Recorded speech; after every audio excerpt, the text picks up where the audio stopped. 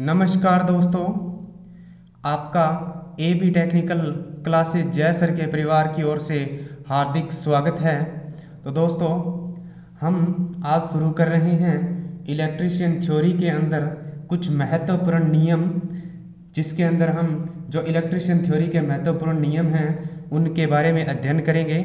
तो आज का हमारा जो पहला नियम होगा वो हमारा पहला नियम होगा दोस्तों किरचॉफ का नियम।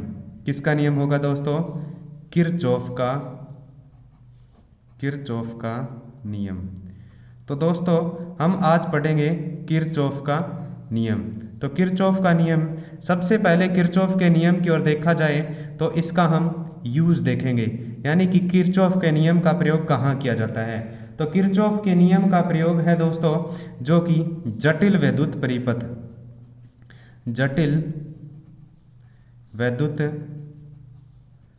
परिपथ में धारा का मान व दिशा एवं वोल्टेज का मान ज्ञात करने के लिए किया जाता है। तो दोस्तों, जटिल वैद्युत परिपथ के अंदर क्या है? धारा का मान व दिशा और वोल्टेज का मान ज्ञात करने के लिए किसका प्रयोग करते हैं दोस्तों? किरचॉफ का नियम का प्रयोग किया जाता है। इसके अलावा देखिए दोस्तों, जिन परिपथों के अंदर क्या है या जिन परिपथों का विश्लेषण होता है जो ओम के नियम द्वारा संभव नहीं होता, यानी कि जो आरटी होती है, कुल जो प्रतिरोध है वो तुल्य प्रतिरोध ओम के नियम द्वारा हम ज्ञात नहीं कर सकते या ज्ञात करना कठिन होता है, उसके अंदर या इसके अंदर क्या अधिक समय लगता है, तो उसके अंदर क्या हम किरचॉफ के नियम का प्रयोग करके कुल प्रतिरोध यानी तुल्य प्रतिरोध भी ज्ञात कर सकते हैं, यानी कि हम आरटी भी इसके द्वारा फाइंड कर सकते हैं। इसके लिए क्या है, इसका प्रयोग किया जाता है। उसके बाद देखिए दोस्तों, किरचॉफ के नियम कैसे और कितने प्रकार के होते हैं। तो किरचॉफ के नियम किरचॉफ के नियम, तो सबसे पहले इसके अंदर दो नियम होते हैं। पहला नियम जिसे क्या है, प्रथम नियम भी कहते हैं। क्या कहते हैं? प्रथम नियम के बारे में हम पढ़ेंगे। तो प्रथम नियम में क्या होता है दोस्तों?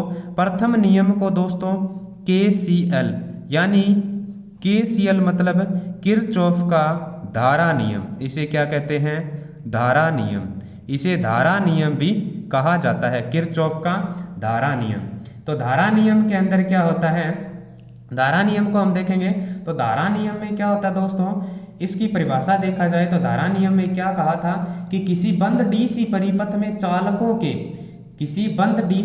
के चालकों या नोड पर विद्युत धाराओं का जो बीजगणितीय योग होता है वो शून्य होता है। तो धाराओं का जो संगम होता है या नोड होता है उसके अंदर क्या है, धाराओं का जो बीजगणितीय योग होता है वो दोस्तों क्या होता है? शून्य होता है। ये है धारा का प्रथम नियम। इसके अनुसार देखिए दोस्तों, ये जो अगर दूसरे शब्दों में अलग प्रकार से देखा जाए तो इसकी जो थ्योरेटिकल है वो देखें दोस्तों क्या क्या होती है। किसी देख लेते हैं दोस्तों, थ्योरी देखें इसकी। इसका नियम देखा जाए तो दोस्तों क्या है कि किसी परिपथ के किसी संगम नोड की ओर आने वाली विद्युत धाराओं का योग संगम से दूर जाने वाली विद्युत धाराओं के योग के बराबर होती है। कैसे दोस्तों? हम देखेंगे इसे डायग्राम के माध्यम से। तो डायग्राम के माध्यम से कैसे देखेंगे दोस्तों? ये मान लीजिए धाराओं का हम इसे क्या है, नोड मानते हैं। ये क्या है, इसका संगम बिंदु है। इसके ऊपर क्या है, आने वाली विद्युत धारा। यहाँ से देखिए जो आ रही विद्युत धारा है, ठीक है, और हम इसको क्या है आने वाली विद्युत धारा और जाने वाली विद्युत धारा के माध्यम से देखेंगे कि कैसे इसके अंदर जो आने वाली धारा है और जो जाने वाली विद्युत धारा है उसका मान बराबर होता है। ये I2 है, I3, I4, I5 और I6। इसके अंदर देखा जाए तो दोस्तों जो आने वाली धारा है I1 प्लस जो आने वाली धारा है इसको अलग जोड़ेंगे और जो जाने वाली धारा है इसको अलग जोड़ेंगे। तो I1 आने वाली धारा है, I2 जाने वाली धारा है। उसके बाद देखिए दोस्तों इसके अंदर आने वाली जो धारा है वो क्या है प्लस I3 बराबर क्या होगा I4 plus I5 plus I6।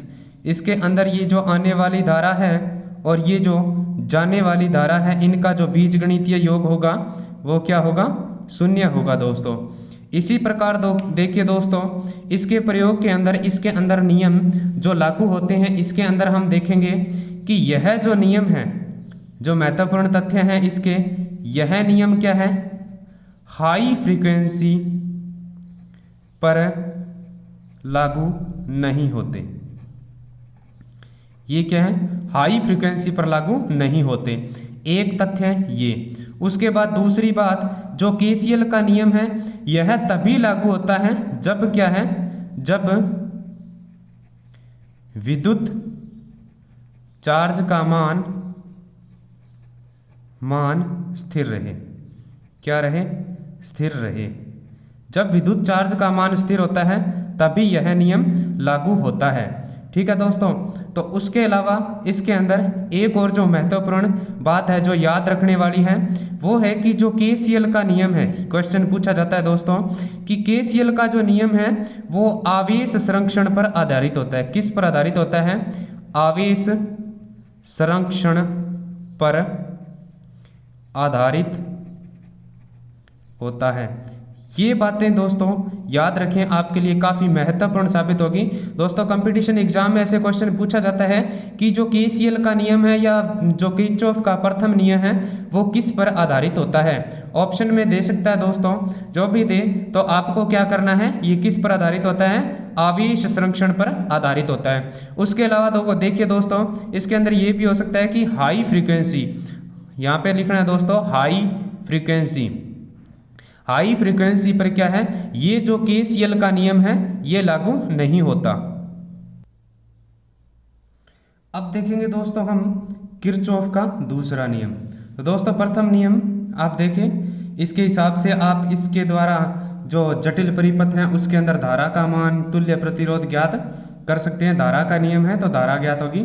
उसके बाद देखिए दोस्तों दूसरा नियम, क्या दूसरा नियम जो किरचॉफ का क्या है दूसरा नियम।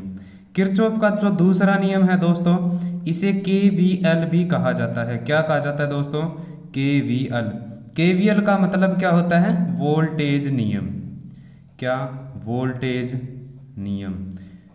तो दोस्तों वोल्टेज नियम में क्या कहा जाता है कि वोल्टेज नियम के अनुसार अगर इसकी परिभाषा देखी जाए तो किसी बंद डीसी परिपथ के अंदर, ठीक है, किसी कोई भी डीसी परिपथ है उसके अंदर क्या है किसी भी लूप यानी लूप या मेश के अंदर जो आरोपित विद्युत वाहक बल है उनका जो बीजगणितीय योग 0 होता है। देखिए दोस्तों इस सूत्र के अनुसार से हम देखेंगे सिग्मा ई मतलब जो ईएमएफ है वो, उसके बाद सिग्मा आई आर, यानी कि इनका और इनका जो बीजगणितीय योग है ये क्या है बराबर होता है। क्या होता है बराबर होता है। उसके अलावा इसके अंदर या अपने देख सकते हैं सिग्मा V बराबर सिग्मा आई आर के द्वारा हम धारा और प्रतिरोध के द्वारा क्या है वोल्टेज ज्ञात कर सकते हैं। इस नियम के अनुसार अगर इसकी परिभाषा देखी जाए तो क्या होता है कि किसी बंद डीसी परिपथ के किसी बंद लूप, या इसे अपने मेश भी कह सकते हैं। क्या कह सकते हैं? मेश कह सकते हैं। लूप या मेश के अंदर क्या है, दी गई वोल्टेज या आरोपित जो ईएमएफ होता है, आरोपित ईएमएफ का बीजगणितीय योग उसके अंदर हुए या प्रत्येक शाखा में वीडी, यानी वीडी को अपने देख सकते हैं वोल्टेज ड्रॉप के जो बीजगणितीय योग के तुल्य होता है। जैसा कि देखिए दोस्तों, ये जो दिया गया आरोपित किया गया आरोपित वोल्टेज है, उसके क्या है, ये जो आरोपित वोल्टेज है ये क्या है, वोल्टेज ड्रॉप के योग के तुल्य होता है। ठीक है। उसके अलावा देखिए दोस्तों, हम इसे डायग्राम के अनुसार से समझना चाहें तो वोल्टेज का जो नियम है इसके अनुसार सबसे पहले इसके नियम देखें दोस्तों।